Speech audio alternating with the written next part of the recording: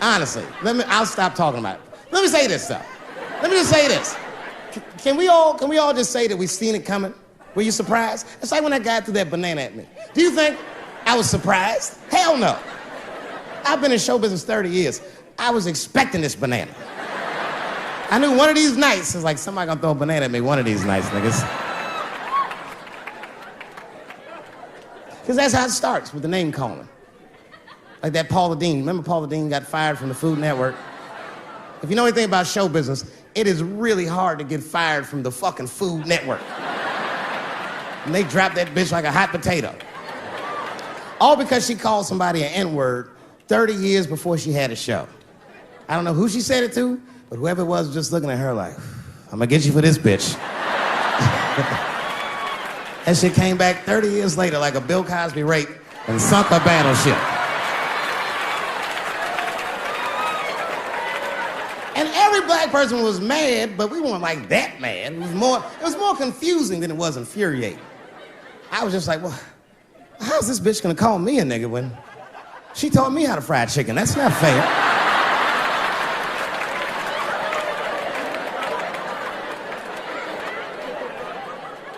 I think Donald Sterling shit was more serious.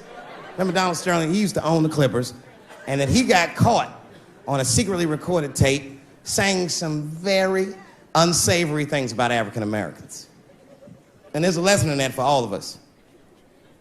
The lesson is, if you are old and white and racist in this great country, whatever you do, don't tell your black girlfriend about that shit, because that's who made the tape. She recorded all that shit, and the tape was terrible. He was like, stop bringing these black guys to my games. First, we're all confused, like, well, how the fuck are you gonna have a game without us? But it turned out that the black guy he was speaking of was none other than Magic Johnson, the billionaire. Unbelievable. Never even mentioned the fact that he had AIDS, which is the first thing I would have said to my girlfriend. This guy must be really racist if AIDS is the footnote. Well, you gotta be careful, baby. He got the old Ebola.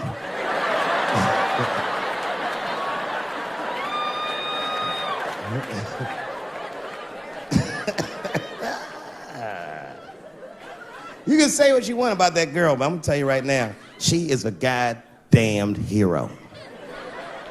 Because you might have thought these things were happening before, but now you can see it all in front of you without a shadow of a doubt. That shit actually went down. She sucked that old guy's dick. She really took one for the team on that one. That's really gross. This dick is like 80 years old. It's like tasting history. Like 5 wars on it, civil rights movement, Great Depression. This guy's been fucking from 40 years before Bill Cosby's first rape. It's a very old man.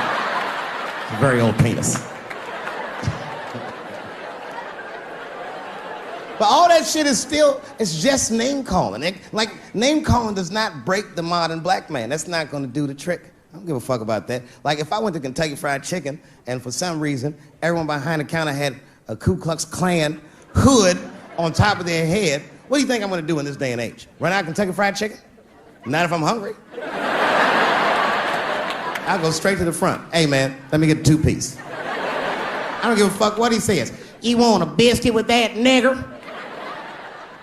I thought it came with a biscuit. What's all this attitude? I want a 2-piece. Chop, chop. You know what it is. But I'm not gonna be mad. Why would I be mad? He's the one that's gotta work at Kentucky Fried Chicken, not me.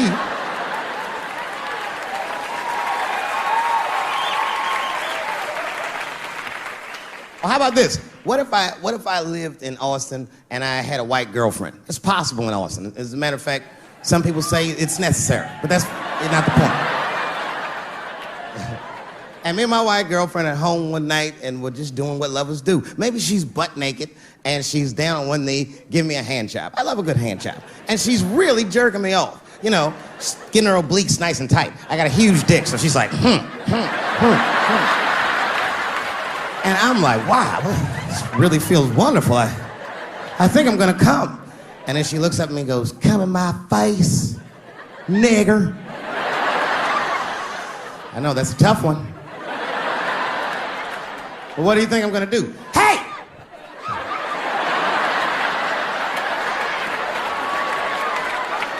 That's no time for integrity, ladies and gentlemen. I'm busting that nut in her face. I'll sort through the ethics later. But I'm what they call a man of his word. If I say I'm coming, no, I'm coming. I don't give a fuck what happens. God forbid somebody could shoot me. If I say I'm coming, it's still like, oh.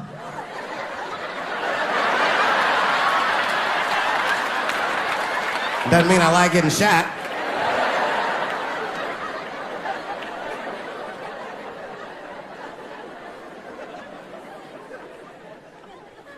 Boy. Yeah, tough time for the blacks. I'm not gonna say nothing about the police. I'll leave that for Chris Rock.